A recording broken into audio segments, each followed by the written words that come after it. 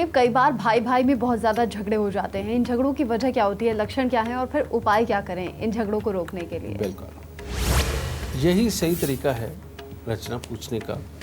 मंगल की पहचान ये बेटा कि अगर मंगल बद होकर के लग्न में, दूसरे घर में, चौथे घर में, 9वें घर में, 11वें या 12वें घर में बैठा हुआ हो तो ये भाई भाई की आपस में नहीं बनने देता। 28 साल से पहले का जो जीवन है उसके अंदर तो बन सकती है, लेकिन 28 साल से 33 साल का जो अरसा है इसके अंदर अगर भाइयों में कमियां नज़र आने लगे और आदमी सेल्फिश होने लगे, अपने अंदर जेलस की भावना उत्पन्न होने लगे, तो समझ लेना मंगल खराब हो गया। उससे भी बड़ी बात, अगर अड़ोस पड़ोस में छोटी छोटी बात को लेकर के लड़ाई झगड़े बढ़ जाएं, तो समझ लो मंगल पूरा खराब होने लगा है। और ऐसी अवस्था में हालात यहाँ तक भी उत्पन्न होते हैं कि जिसका मंगल खराब है उसकी आंखों पे भी उसका असर आता है। नर संतान या तो देर से होती है या कई बार नर संतान उत्पन्न ही नहीं होती। और यही नहीं, ये चीज़ कमाई के लिए आदमी दिन रात पूरी कोशिश करता है, कर भी लेता है, लेकिन खर्चों को कंट्रोल नहीं कर पाता। मंगल खराब हमेशा कर्जा भी चढ़ाने का काम करता है।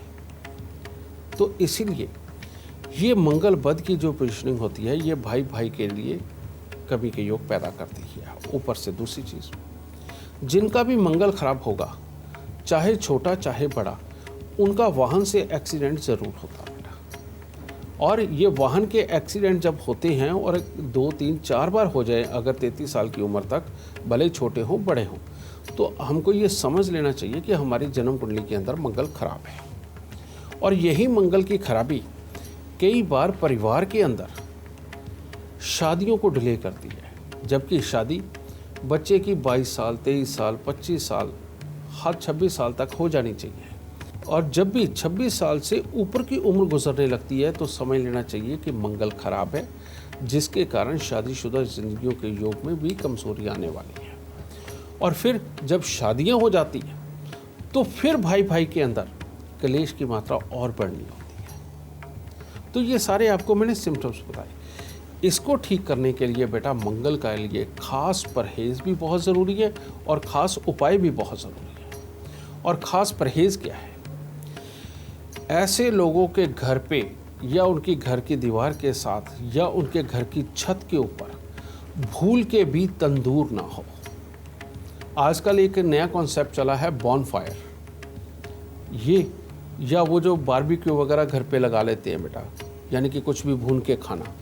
जिनके घरों पे ये होगा वहाँ पर मंगल अपना बहुत बुरा असर डालेगा ही। घर के सामने पार्क, मैदान, खाली प्लॉट ना हो, कीकर, बेरी, नीम या पीपल का पेड़ ना हो। अगर इन चीज़ों से आप बचाव करते हैं तब भी आसानी मिलती है। और सबसे ख़ास बात बेटा, अगर इस तरह के हालात बन ही चुके हों, कलेश बढ़ ही चुके हों, तो करना क्या है? सबसे पहले घर के अंदर तला हुआ खाना कम से कम बनाना है जो डीप फ्राई किया जाता है। दूसरा, यहाँ पर हर मंगलवार को मिठाई बांटना बहुत ज़रूरी होगा।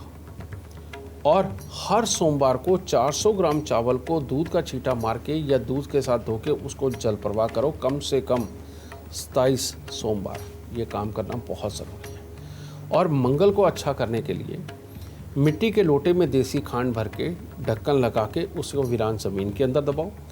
घर के जितने भी मेंबर हों उन सबको 3 धातु का छल्ला, सोना, तांबा, चांदी, 1-1 ग्राम मिक्स करके ये रिंग फिंगर के अंदर ज़रूर धारण करो।